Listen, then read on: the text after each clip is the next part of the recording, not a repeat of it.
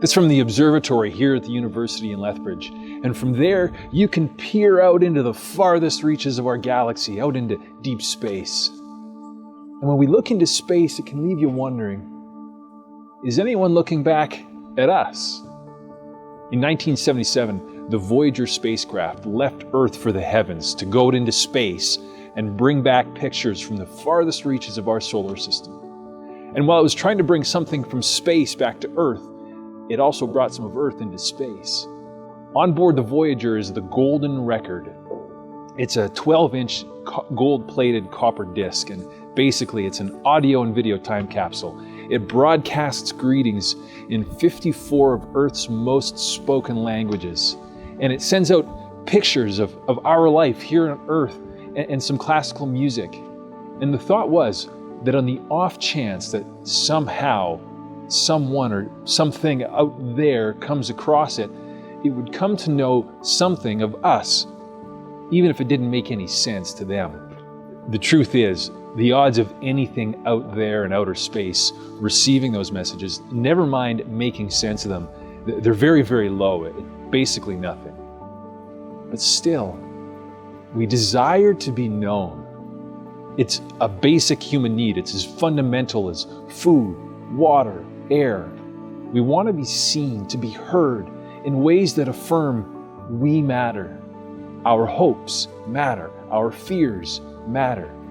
And so we send our music and our pictures and our greetings out into outer space, hoping that it will matter to something, someone, somewhere out there. And it leaves you asking. We send pieces of our lives out into the heavens, but will anyone send anything from the heavens down to us? Outer space, it's now the next frontier of human progress and civilization. So we have these billionaires that they've been chartering trips in rocket ships, and they're in a race to take humans to Mars, maybe even to try and colonize it.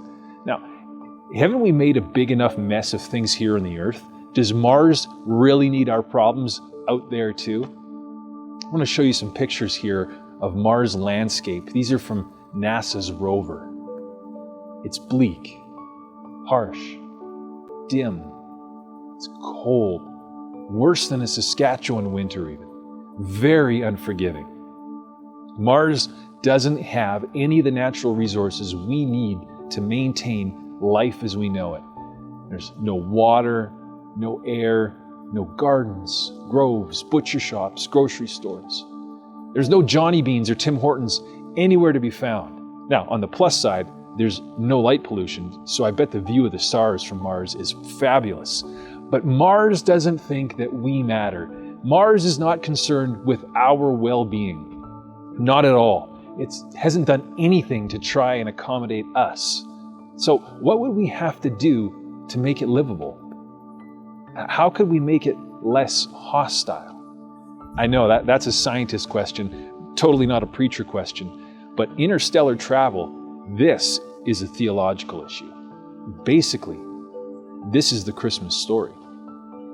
It begins far off in the heavens, and it builds toward landing on a hostile planet. Here's part of the Christmas story from Matthew chapter 2. It reads, "After Jesus was born in Bethlehem in Judea, during the time of King Herod, Magi from the east came to Jerusalem and asked, 'Where is the one who has been born King of the Jews? We saw his star when it rose and have come to worship him.'" These Magi were sages and astrologers, probably from Persia or other places in Asia, and they studied and analyzed the activities in the heavens to receive wisdom and direction for life here on the earth. And in the year or so around the time of Jesus' birth, they saw something spectacular in the skies, a powerful sign. And we don't know exactly what happened with the star they followed, because we just weren't there. But we have some real, verified, authentic possibilities. First, there were 12 major constellations that the Magi connected with the 12 nations around them. And Aries was the constellation of the Jews. It's in the shape of a ram's horn. And that year, as Aries shone brightly, something really unusual happened. The planet Jupiter, which to them was a super bright star, it rose up dominantly right through Aries. Now, today's astronomers, they can tell us this really happened, but to the astronomers, they don't interpret it. It doesn't really mean anything to them. But for these magi, Jupiter, it was the star of kings. And it rose through Aries, the constellation of the Jews, and it took this position of authority as it moved across the sky to the west in the direction of Israel. And to them, this might have meant new royal light had come into the world, unlike any light before it. Something amazing in the heavens was a sign that something amazing was happening in the earth. So amazing. It says they packed their bags, they head off to Israel. Now, initially not to Bethlehem, but to Jerusalem. See, Jerusalem, not Bethlehem, that's the city of kings. And they want to find this baby boy and worship him. So they go to see King Herod. Now, Herod and the Persians, they weren't exactly the best of friends. Herod was an incredibly brilliant and incredibly manipulative, violent psychopath. And the practices of astrology, they were actually forbidden in Jewish law. In the book of Deuteronomy, it said that anyone who practiced these magic arts should be put to death. But for the Magi, worshiping this new king was worth the risk. They looked to the heavens for direction, and the heavens replied with an answer: go west. See, already God is using these forbidden practices redemptively. He's using them to point the way to his salvation. Now I asked, is anyone out there looking at us down here? Does our search to be known, our search for a life that matters, does it matter to anyone out there? And here's heaven's answer to that question. Child. Hope comes in a baby boy born in Bethlehem. For the Magi, this great new light, it pierced the darkness, and it leads them right to this baby born in Bethlehem, right to the home where Mary and Joseph were with their son. Now, it would have taken them months to travel there, and at great risk from a land far away, all to show up to a poor family in a very average little village to honor a little baby and offer treasure of gold, oil, and spices. While knowing the psychopath Herod, he's keeping his eye on them. This is an act of worship, traveling all that way at all that risk. It's really quite impressive. But it's nothing compared to what this child did for us. Here's an image of our planet, Earth. Here, you can see how the size of our big blue ball compares to the planets around us in our solar system. Even Jupiter, here, the king planet included. You can see how we size up even to the sun. Now, the diameter of the sun is 109 times bigger than the Earth's. You can fit around 1 million Earths inside the sun. And frankly, the sun isn't even a very large or impressive star. There are many, many other stars, billions, that are way bigger, way hotter than our sun. Really, we're just not a very impressive solar system. Our galaxy is one of billions. We're tiny. We have nothing to offer our neighbors except little space capsules playing golden records of our favorite classical hits. See, in the scope of things, in the cosmos, we barely matter. We barely register. We are tiny grains of sand on the universe's smallest beach. We are one star in a universe of billions of bigger, brighter stars. And yet, it turns out, we do matter. More than we can even know. Our hopes, our fears, our cries for help, we registered in the heavens. And we're told the most powerful being in all the universe, the creator of the universe himself, heard and was moved to act. Philippians 2 says that he made himself nothing by taking the very nature of a servant, being made in human likeness, and being found in appearance as a man. He humbled himself. It says that in heaven, Jesus had the advantage of equality with God himself. He is God himself.